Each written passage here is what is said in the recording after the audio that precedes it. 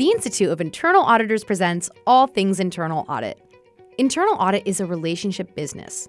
In this episode, Mike Levy sits down with Stacey Lynch to explore how authentic connections, whether through mentorship, volunteerism, or daily work, can elevate your career, improve audit outcomes, and expand your professional network. Hi, everybody. Welcome to the All Things Internal Audit podcast. My name is Mike Levy, and we're here today to talk about beyond business cards, making real connections in internal audit. Stacey, thanks for joining us. Would you mind introducing yourself and just telling us a little bit about your background? Yeah, so thanks for having me, and thanks for everybody at home listening.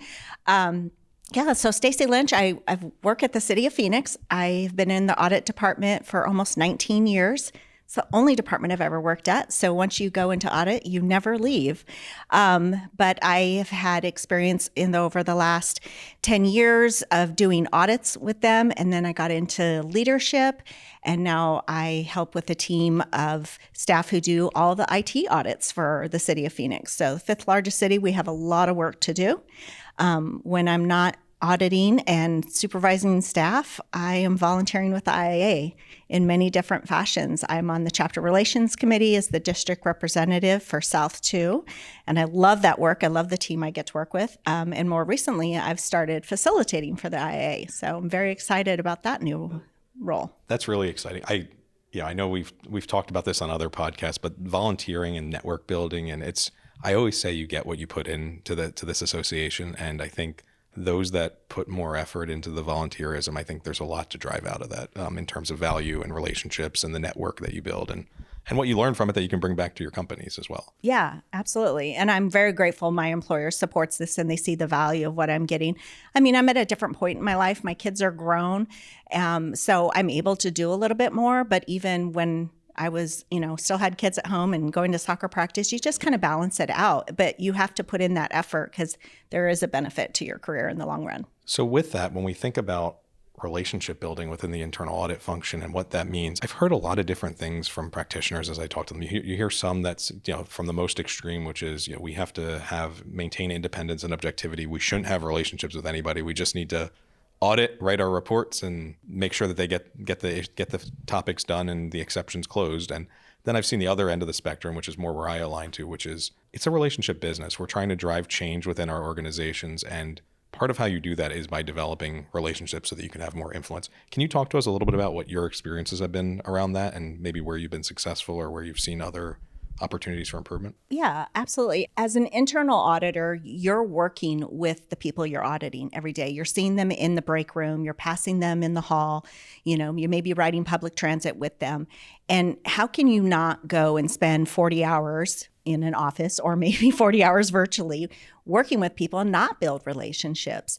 So I do respect and understand that, yes, we have to be independent. And that's where I have personally tried to make that aware. I've more recently, one of my staff was going to do an audit of a grant that they have at the City of Phoenix. And then I realized a third of the way into the project that somebody I knew was closely tied to that grant.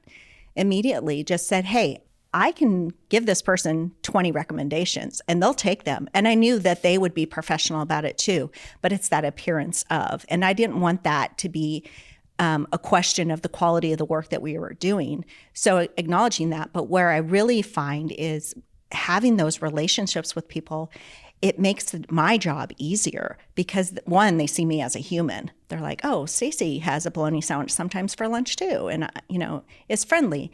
So there is value of it, but you just have to always have that in your forefront. You don't want the appearance of something being, that would question the results of the audit. Yeah, I've always found that when you have a difficult observation or something, and I do want to talk about relationships around professional development and growth too. But when you think about it in terms of the audit, and you have a difficult observation, I think the way that management responds and reacts to that sometimes is an emotional response, and I think you can tamper that and drive better change if you have a strong relationship with that owner. And so when you think about without going into anything that you can't talk about in public, but when you think about some of the audits that you've done in the past and where they might have been controversial, do you use your relationships with people to help drive the effective change within the organization? Does that sometimes help from your perspective? Yeah, the thing that I've used in my relationship building with people and networking with them, when I got into IT auditing, I mean, I didn't know the difference between a server and a router, but I needed to learn. And so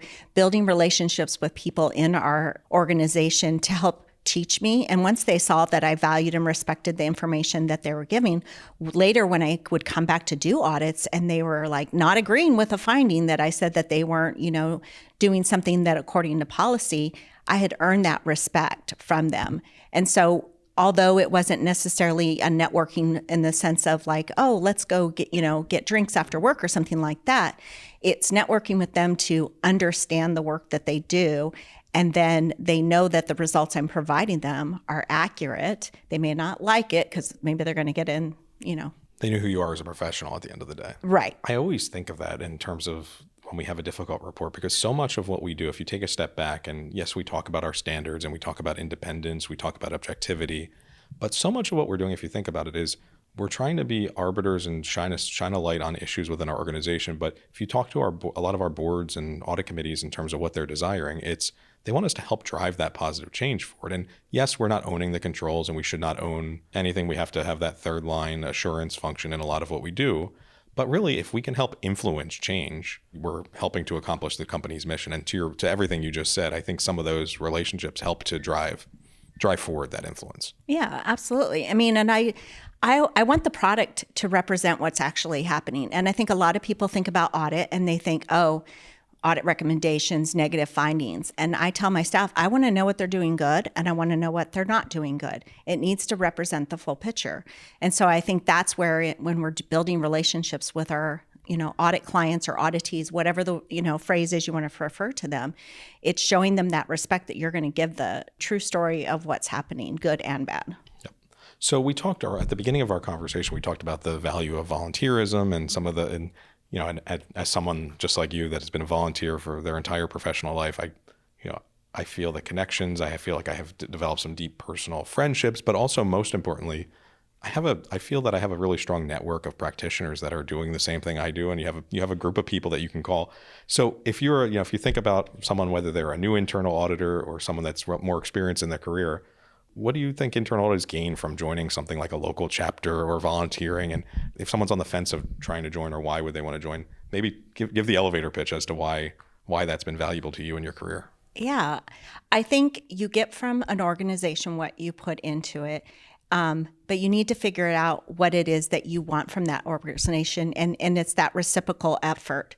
So for me, I know I would not be in this seat today talking to you if I hadn't volunteered with the IAA and if I hadn't made networking connections. The person who got me into my local chapter in Phoenix was somebody I met at an association, a local government auditors conference. And you build that relationship and you're like, oh, we have this in common.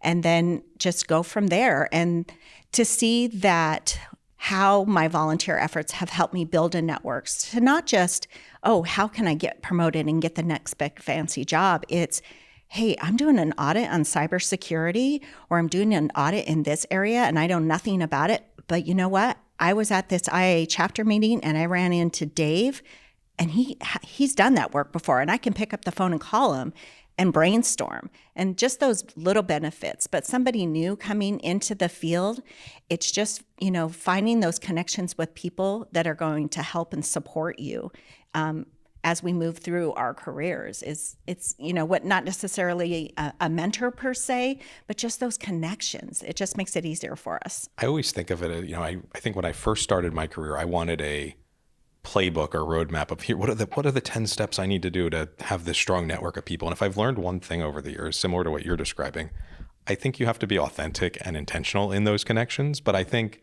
you don't necessarily need a playbook or roadmap, because what ends up happening over time as you go to some of these events, you're meeting people and you get introduced to others, you start seeing faces that you recognize. And then all of a sudden, someone that you say hi to in the halls to at conferences over 2 years, and that third year, you end up having a conversation with them. And then that sort of blossoms into some kind of relationship that you have with that person. With your roles at the IAA and what you've done at more of the at the HQ level or at the local chapter level, sometimes I similar to my experiences, I'm sure, you have a network of people that are in a lot of different geographies, between remote work and hybrid and someone that lives across the country. Do you have any strategies, or how do you maintain those connections or relationships over time? Because sometimes sometimes that is hard to do when you don't see someone every day or not getting lunch with them or things like that. Yeah, I mean, there's a level of you have to be purposeful about it. And maybe you're going to be as strategic as, you know what, let's set up a quarterly Teams call and let's just get on there and chat for 10, 15 minutes. What do you got going on? Maybe it's, following them on LinkedIn and engaging with them there. You see they're posting something about a new standard that's come out and you can comment with them. So there has to be a purposeful intent. And then also not just when reaching out to those individuals when you need something. It's being available when they need something as well too. So in this, hybrid environment, trying to schedule maybe a call or just, hey, send them a quick email. How you doing? Just want to check in. One of my former coworkers now lives in Cincinnati. We can't go and meet at Starbucks, but every now and then send them an email and see how they're doing. But using social media to follow and stay up to speed on what's going on in people's lives makes it a lot easier. Yep. Have you seen any mistakes people deploy with that, especially where the networking mistakes where you're sitting there saying that didn't feel intentional or authentic, or what are some things that you've seen people do that maybe they could do better or avoid? I think sometimes they only take from the individuals and versus trying to get back to them as well too. And I think sometimes then networking, they try to cross into an area that steps outside of the professional. Maybe they start talking about politics, and that can really sour, or maybe something on a personal level. So, if it's one thing, like you said, you have friends that you've built over the years, and that happens, sometimes just organically, but just knowing that, this is a professional thing we're doing, and, not crossing a line necessarily, because I have seen where somebody has done something and then it does come back, and we all unfortunately remember some of our worst mistakes. Oh yeah, I mean, I have unfortunately seen that more than a few times. The other thing I've seen once in a while is, to your point about it being a one-sided relationship, only reaching out when you have an ask, I think is sometimes a mistake. And I think making sure that if it's someone that you truly value and you value the relationship, to your point, and you said it really well earlier, just checking in on them and seeing how things are going, and just making sure that every time you talk to them, you're not asking them for something, because then it does feel transactional rather than an actual relationship. Exactly. With people. Yeah. It's just like with our own personal relationships. When you think about industry trends, and you mentioned ALGA, the Associated Government Auditors earlier, and some of the other things you've done from a district representative perspective and some of the IIA experiences, like how have you used your network to stay abreast of industry trends and learn more, or leverage those connections to kind of help you inside the industry? That's the foundation for me. I work in an office that we don't follow the IIA standards. We follow the Yellow Book standards. But as a district representative, I need to understand the standards that the IIA is putting out there. So being able to reach out to my counterpart in another district or another chapter to be like, hey, this new standard's coming out. We don't have it in the standards I'm doing on day to day, and just kind of sharing those ideas and having those conversations, that's to me is the biggest thing. But then when you get on the IT route, I mean, that's where my network really has come into play for me. So I can talk to somebody about, technology they're using. How did you audit this area? Or, hey, there's this new, standard that's coming out related to cybersecurity. What are your thoughts on it? Sometimes it's just, hey, did you read the new technical guidance that came out? What did you think of it? And just having that coffee conversation about it. Yeah, I mean, firsthand, similar to what you're describing. I mean, before I went out on my own, I was a chief auditor for a large transportation company in New Jersey. And I can't tell you how many times there are folks that I met through the IAA that were chief auditors in similar organizations. And it was so helpful that anytime we had some kind of issue, so for example, in our industry, shortage of employees and the driver shortage we would talk about, and what we were doing around some of the risk topics and audits that we were focusing on, I had other chief audit executives that were in very similar spaces, whether they were in transit or land transportation or air transportation. We would have basically like these mini informal roundtable kind of discussions and talk about all the different things we were facing. And it was extraordinarily valuable, because even when you talk to your company, you could say, oh, and I also, I talked to these other individuals without naming them by name. And it gave you a little bit of more credence to what you were doing as well. So I always found that really valuable personally too. Yeah, it's a way to continue to learn about our industry and the different areas for sure. Before we started recording, we were talking about artificial intelligence and the augment of generative AI. And when we think about the future of networking, and I can think of some AI use cases specifically, but where do you see this going? Because we're sitting in this very interesting time in our profession's history where we have new standards that have come out. We have the augment of AI, of generative AI, which is transformationally changing our industry. And then we have a mix of people that are in person 5 days a week, hybrid or remote. Where do you think networking and some of these relationship developments go when instead of calling your peers, maybe the next iteration of a generative AI tool, you're just going to query the tool and it's going to give you the responses you're looking for? I'm cautiously optimistic. When I see these new commercials on TV about how now you're going to be able to have a full-blown conversation with Alexa, like, oh, well, that's interesting. Or just on Teams, when I'm messaging somebody, it is saying what I think I want to respond. And am I being thoughtful? So in that aspect, I'm like, are we going to get too reliant on the technology to come up with the responses and topics? But I really do see a benefit. We were talking about, I had to write a condolence statement to somebody and I'm like, oh, what do I say? And so leveraging that technology, is going to be helpful, but getting too reliant on it would be my concern. Yeah, I worry about that too. And I know we've talked about hallucinations on previous podcasts and things like that, but I do believe we're entering a time in AI where you will have these, we hear all about agentic AI and these agents that are going to be serving roles, and you might have a agentic internal auditor on your team. And I do think there's a relationship piece that people may end up develop, not like a personal connection, but a relationship where, oh, maybe I'll go to the AI before I go to the people that I know. But I do believe even in the future, there's a place for both of those things to live in some kind of symbiotic relationship rather than one replacing the other at the end of the day. Yeah, I think we're at a point where we need to embrace it so that we can, incorporate it into the work that we're doing rather than this fear of, well, AI is just going to take over.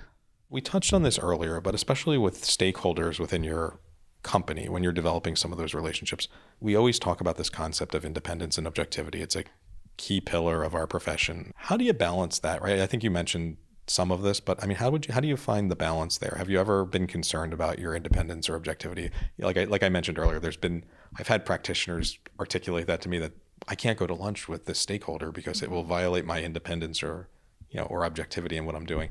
What's your feelings on that? I think it can be hard for some individuals, because you do build these very, intimate relationships with people as you're going through, a 600-hour audit project, and you're learning everything about, the work that they do. And you end up finding, hey, you have this commonality, kids, dogs, sports, or whatever, so it is a fine line. And I think it's something we have to keep on the forefront.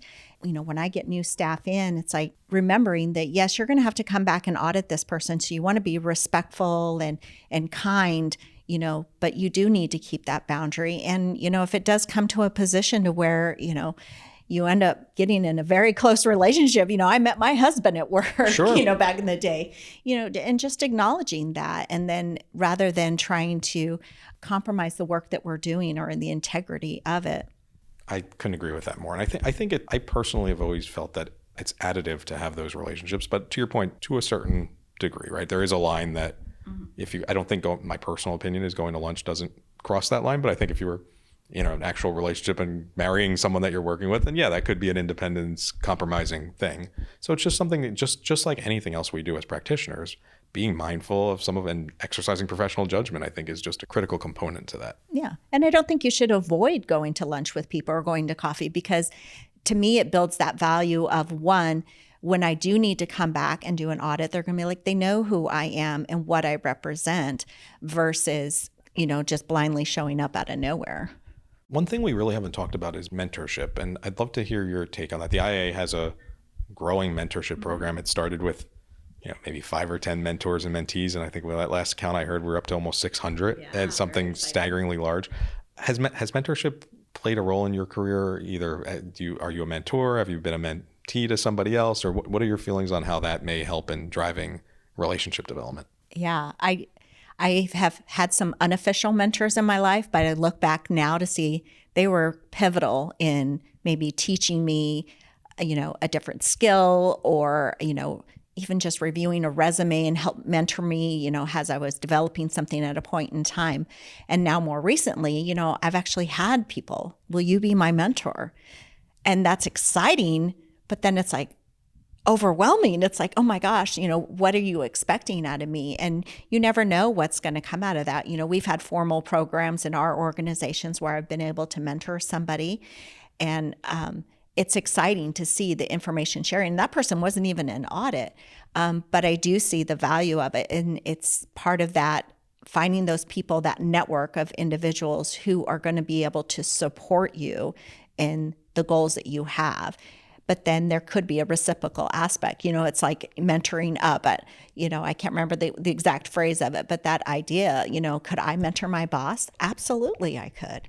Absolutely. And then to your point, the other thing that you alluded to here was, I don't think mentors and mentees always have to be in the profession either. I think there's a place for that. And I think, the mentorship program that the IA has does a tremendous job of that. But I've had professional mentors that are not internal audit practitioners. They're just people that I aspire and appreciate how they've grown their careers, and some of the advice on just how to interact with people, how to think about life and work-life balance and manage through some of that. I mean, there's a lot of things to learn from people that also have diverse skill sets that are different than ours as well. Yes. When we think about professional networking, whether it's and we could probably do a whole podcast on the mentorship program and how valuable that is to practitioners on both sides, because I found it also, as a mentor, I found it very personally rewarding as well to interact with younger practitioners that are up and coming in their career.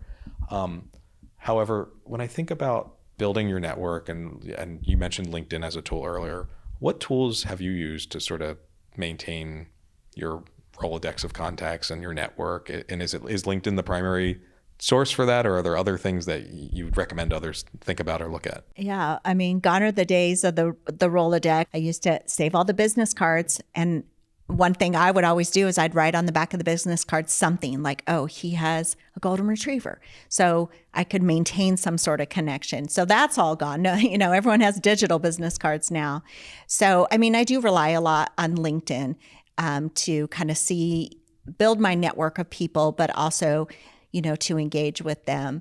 But it's just, a lot of it is email. If I see somebody at a conference, I get their contact information. So my electronic Rolodex is quite full these days. But remembering, the connections that I'm making and where I met them, it helps me maintain that relationship with them. I think that's really well said. And there's a concept. Any business that has sales, you're likely using some kind of CRM tool, customer relationship management tool. And we're simplifying a little bit, but I think you should, in some ways, think about this in a very similar way, because even if you're just saving a contact in your phone and you put in, just like putting it on the back of a business card, you put a note on your phone about something that's important that you want to remember about that person, you're effectively building a personal CRM. And I think being authentic and intentional is really important. So it doesn't always have to be, on this date, I'm going to reach out to this person. But I do have people in my network that I really find meaningful connections with and want to stay in touch. And we'll do things like we'll put recurring meetings on the calendar and talk once a quarter, or I do have like little notes that I really want to reach out to this person, once a year and just check in to see how they're doing, because we're people that used to, we worked together and they're no longer there. It's hard to do that with your entire network, but I think between that, for me, that type of interaction plus LinkedIn, being active on LinkedIn and watching what people do in their profession, I think does go a long way in maintaining that networking base and growing it. Yeah, and it takes some work. And all the things that we're describing here, if somebody new tries to take that all on, they're going to they're done, so just trying one little thing, it's commenting on somebody's post that they put on LinkedIn, or, sending somebody an email, hey, thanks for the great conversation we had, or whatever. It just starts to build that network. And then once there's this back and forth reciprocal aspect of it, next thing you know, you have a lifelong professional friend.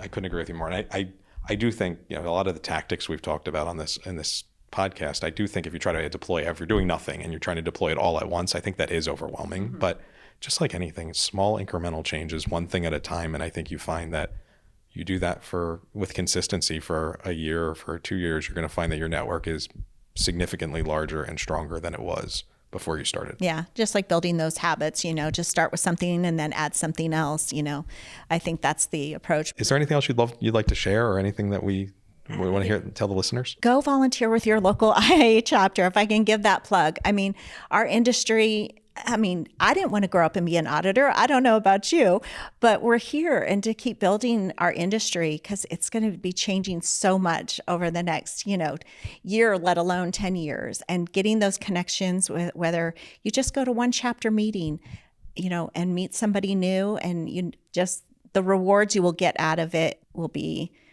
just fundamental to your career success. I couldn't agree more. Just like anything, you get what you put in. And I think this organization is tremendous for that. And if you put the right level of effort, you will come out of it further ahead than when you started. Yeah, absolutely. Thank you so much for your time today. Really appreciate having you on the show. Of course.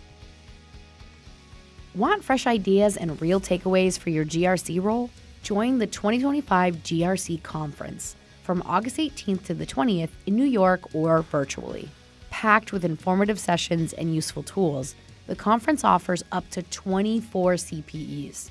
Snag your spot now at theiaa.org.